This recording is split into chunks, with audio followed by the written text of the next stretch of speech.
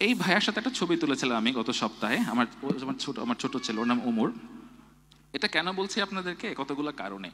এই ভাইয়া একজন মুচি, হ্যাঁ, জাস্ট জুতা সেলাই করা, আমাদের বাসার সামনে থাকে।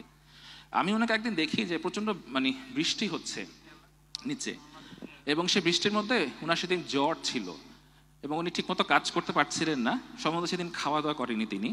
এবং তার স্ত্রী বাসা থেকে রান্না করে এনে বেচারাকে একটা প্লাস্টিকের ইয়ে দিয়ে পুরা মুড়ে দিয়ে তাকে জড়ায় ধরে খাওয়াই দিচ্ছে। It was the most beautiful scene that I've ever seen. ভদ্রলোক মাসে কত আয় করে আমি জানি না, 4-5 হাজার টাকার বেশি করার কোনো কারণ নেই একজন মুচির আয়। বাট সে যে একটা মেয়ের এই লেভেলের ভালোবাসা পাচ্ছে, এটা কি আমি আপনি পেয়েছি জীবনে, বা আমরা কি এটা পাইতে পারি না? এই মেয়ে কি আসলে কম্পেয়ার করে যে আমার হাজবেন্ড একটা মুচি, ও কি আয় করে, ওকে আমি এগুলো করবো কেন? তার মনের মধ্যে কতটা মায়া, কতটা ভালোবাসা তার হাজবেন্ডের প্রতি। এই হাজবেন্ড তাকে কি দিয়েছে? কিছুই তো হয়তো দেয়নি। হয়তো তাকে সে হয়তো মায়া করে বা হয়তো ভালোবাসে, দ্যাটস ইট, রাইট? বাট সে এই বৃষ্টির মধ্যে বাসা থেকে হয়তো জাস্ট, ওরা কি খায়, হয়তো ডাল বা আলু ভর্তা, এর বেশি কিছুই খেতে পারে না, এনে সে তাকে খাওয়াই দিচ্ছে।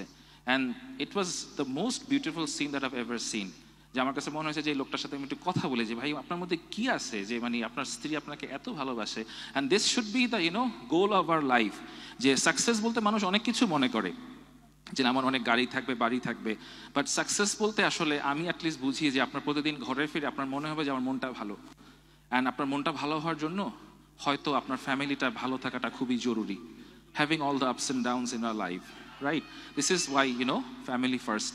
এবং যত রিসার্চ আছে, একটা হার্ভার্ডের কোহোর্ট স্টাডি আছে যেখানে বলা হয়, এটা একটা 75 ইয়ার্স কোহোর্ট স্টাডি, যে ওনারা বলেছেন যে জীবনের শেষে যে একটা জিনিস মানুষকে সবচেয়ে বেশি সুখে রাখে, সেটা হচ্ছে আপনার স্ত্রী বা আপনার হাজবেন্ডের সাথে একটা সুসম্পর্ক।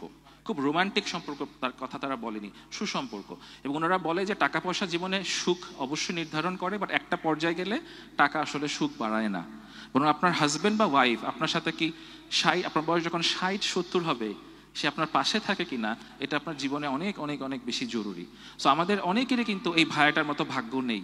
আমাদের অনেকের হয়তো টাকা আছে, অনেক ডিগ্রি আছে, অনেক কিছু আছে, বাট আমাদের এরকম একটা লাভিং ওয়াইফ বা হাজবেন্ড নাই, যে এরকম বৃষ্টির মধ্যে আমাকে রান্না করে এসে আমাকে জড়াই ধরে খাওয়াই দেয়। That's like amazing, and it's like very very very precious.